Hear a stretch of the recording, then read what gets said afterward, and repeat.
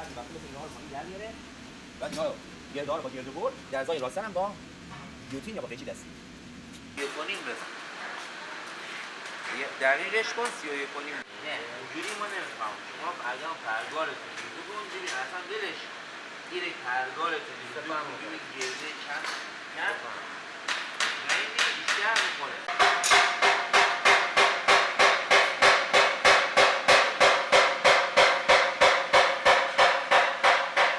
حالا ببین گرده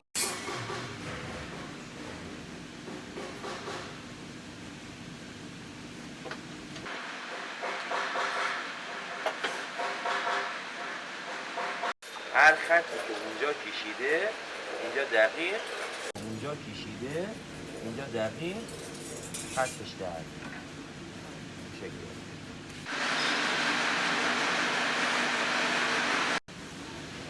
الان آخرین و الان همون ته سماوره این مدلیه.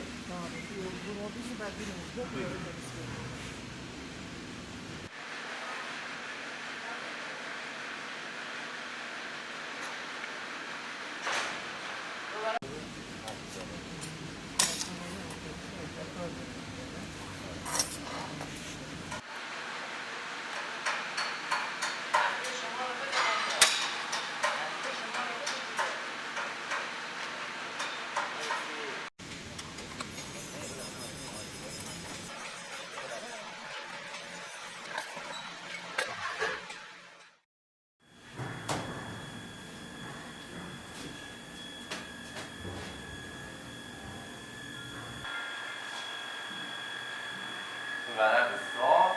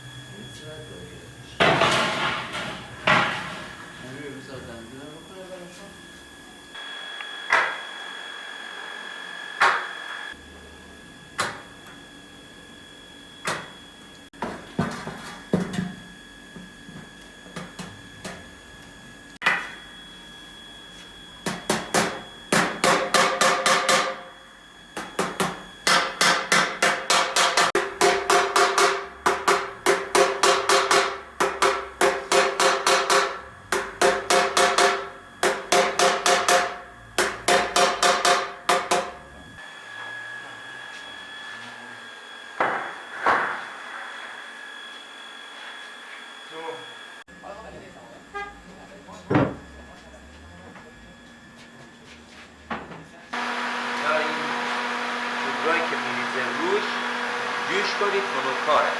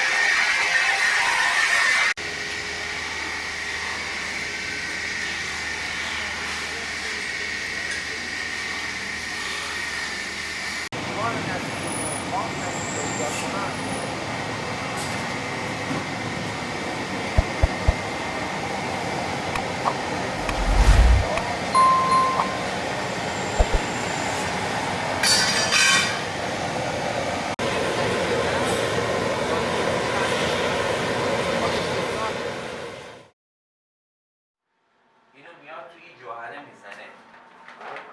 این جوهر رو که میزنه این سیاهی داخلش برداشته میشه. بعد میاد این تیزابه، این تیزابه اینو میزنه، اینو قشنگ زردش میکنه مثل زولبیا. این آب نمکه، درسته؟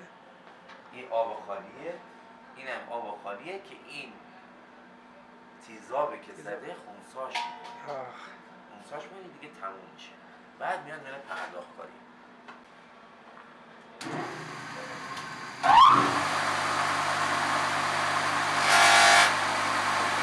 یعنی این قسمت سیاهه،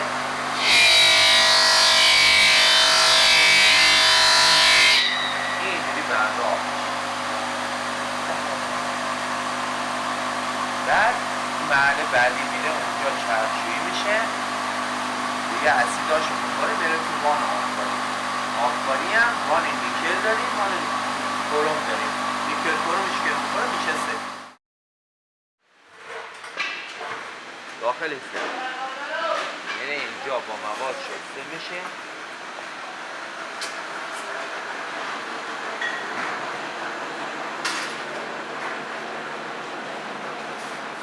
اگر اصلا براش سهمه، به خاطر همین با جوهر نمک اینا رو میشوره، اما این که هیچی گشت دور این نمونه، کثیفی نمونه. باید واقعا تمیزم شسته بشه.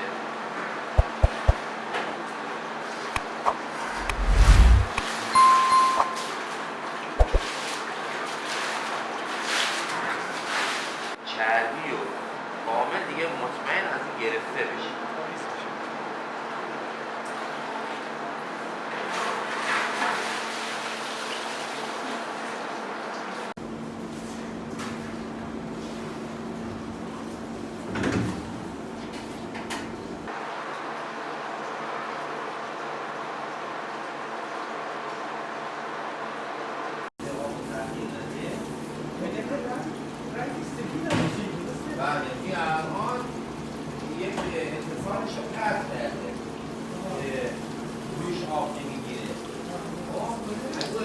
داخلش آب میدیم برای که اون طعم آب و مزه آب تغییر نده.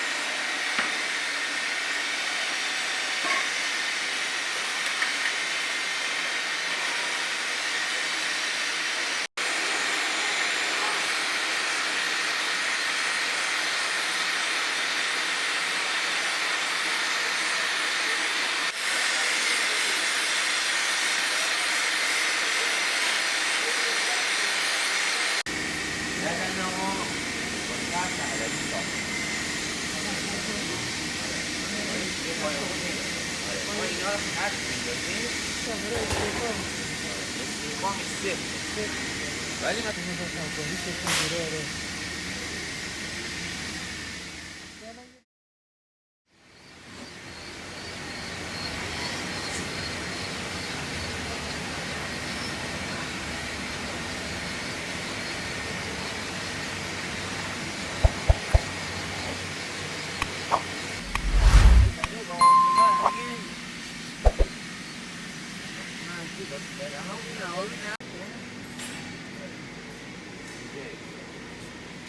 اونجا بشینم برات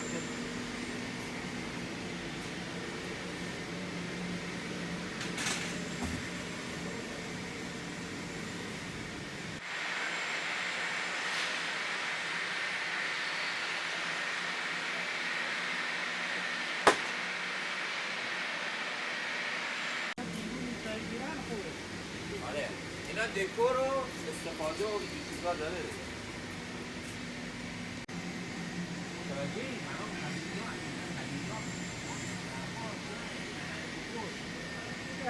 الان دیگه جرأت نمی‌کنی به کسی اینجوری کنی.